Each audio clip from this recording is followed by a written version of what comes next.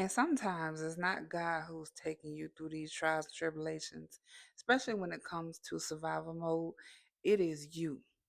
It is you fighting with growth. It is you staying still in comfort. But right now, it is uncomfortable because the things that you used to do, it's hard to do it. The things that you used to settle for, it is hard to settle for them.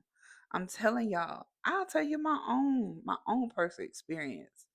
Now, God called me out of a job in 2024, and in 2024, 2025, I was full dependent on him.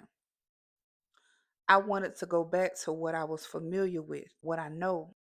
I didn't want to sit here and be lazy. I didn't want to ask for handouts, even though I barely even had to ask for handouts while I was sitting with him because he was depending miraculously. I'm talking about suddenly. That's the type of God that we serve.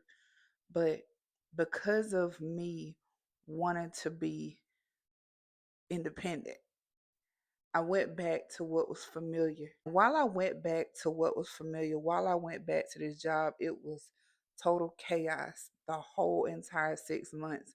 And I tried to endure it until my health started to fail. And I said, okay, I'm gonna let this go because God, either I grow with you or I settle. Either I continue to grow with you or I continue to go back. And for those 6 months, what it felt like going back, I feel like God was catapulting me to this moment right here to not only tell my testimony, but to get out of familiar places. This is a quote by Pastor Jerry Flowers. I love this quote, but it says, just because you were conditioned to it, that does not mean that that's your condition. So, whatever's familiar to you that you keep going back to, that God is continuously calling you out of, you've outgrown it, you've graduated from it. Now, sometimes God will allow you to go back just so you can see how far you've grown, how much you've grown, and how much you need to depend on Him. Okay?